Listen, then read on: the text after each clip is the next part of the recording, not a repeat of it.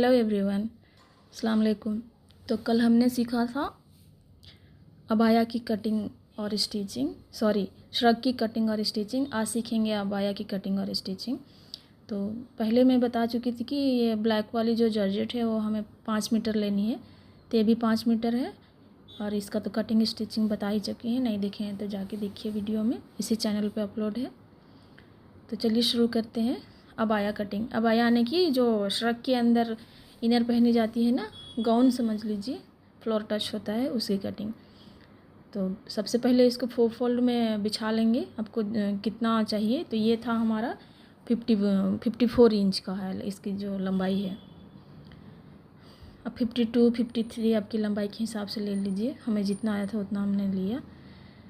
3.5 metre में बन जाती है। तो चलिए इसकी जो मेजरमेंट है वो बता देती हूँ। शोल्डर है इसके 9 इंच, आर्म डाउन भी 9 इंच है, चेस्ट इसकी 10.5 है,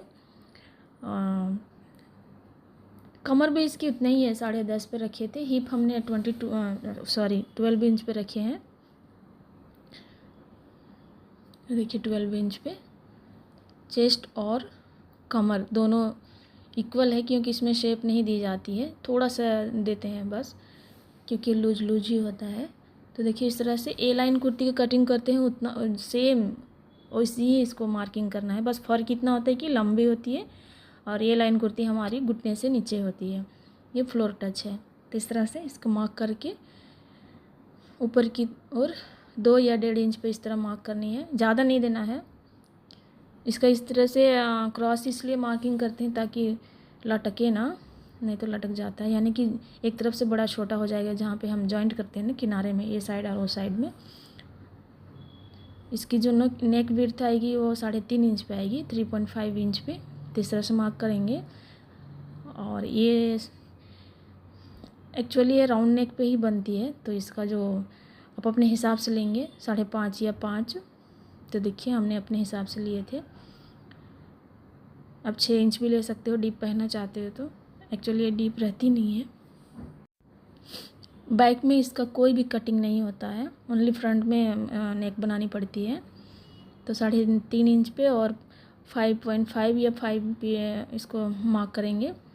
आपके पास शेपर पट्टी है तो इससे आर्म राउंड कर लीजिए, नहीं तो हाथ से। मैं कितना भी करूँ मुझे हाथ से ही देने के बाद इसमें थ्रिल मिलती है। तो चलिए इसकी मार्किंग हो चुकी है, इसकी करते हैं कटिंग।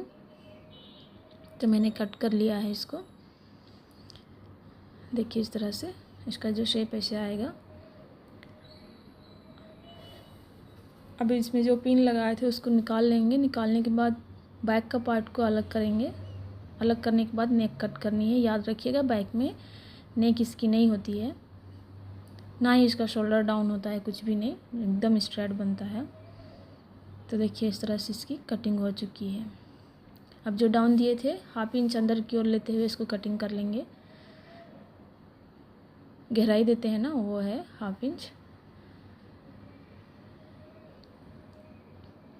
अब जो बैक पार्ट है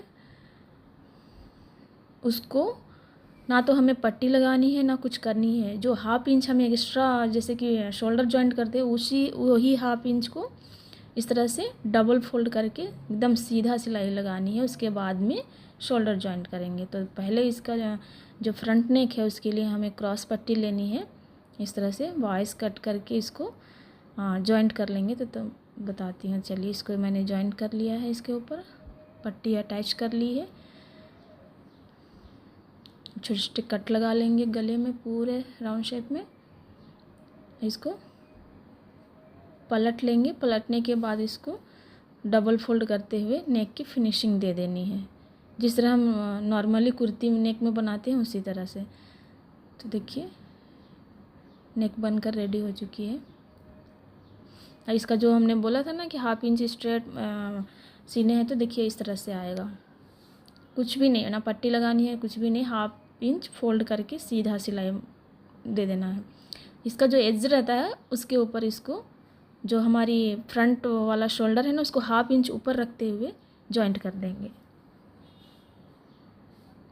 बैक पार्ट को सीधा रखना है, फ्रंट पार्ट का भी सीधा और उसका सीधा दोनों होना चाहिए एक तरफ।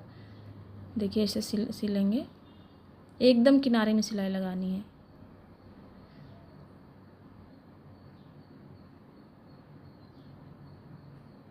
दूसरा भी रेडी हो गया। सॉरी, सेकेंड वाला भी देखिए।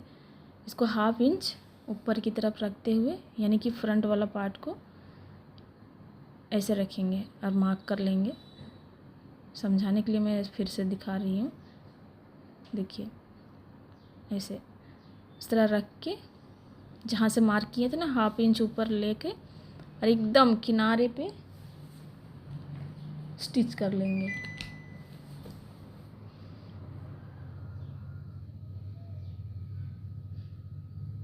तो हमारी नेक इस तरह से आएगी। पीछे का पार्ट में कुछ भी ना तो शोल्डर का एक्स्ट्रा मार्क दिखेगा, ना ही नेक पे दिखेगी। शोल्डर के ऊपर से इसको फिर से एक टॉप स्टिच दे देंगे ताकि स्ट्रॉन्ग हो जाए। दोनों में देने हैं टॉप स्टिच।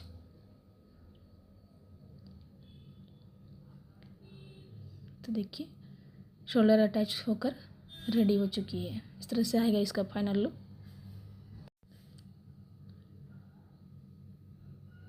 अब इसका जो स्लीव है वो अटैच करेंगे। स्लीव ज़्यादा कुछ भी नहीं है, मैंने 22 इंच रखे थे, 23 इंच कट किए। 1/2 इंच शोल्डर जॉइंट के लिए और 1/2 इंच नीचे जो बॉटम होता है ना उसको फोल्डिंग के लिए, बस जैसे नॉर्मल स्लीव होती है लॉन्ग स्लीव उस तरह से कट करी थी। तो इसका जो मैंने कटिंग नहीं दिखाई हूँ, नॉर्मल स्लीव होते हैं उसी तरह से कट किए हैं। इसको अटैच कर लेंगे।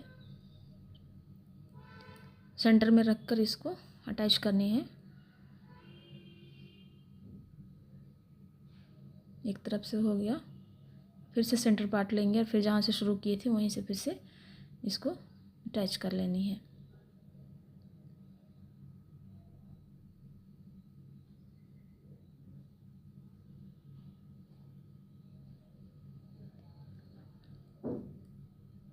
तो देखिए इस तरह से स्लीव भी अटैच हो चुकी है।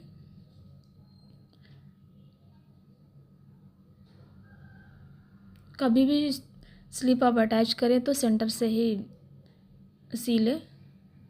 उससे क्या होता है ना, जो सेंटर पॉइंट होती है इधर उधर होती नहीं है।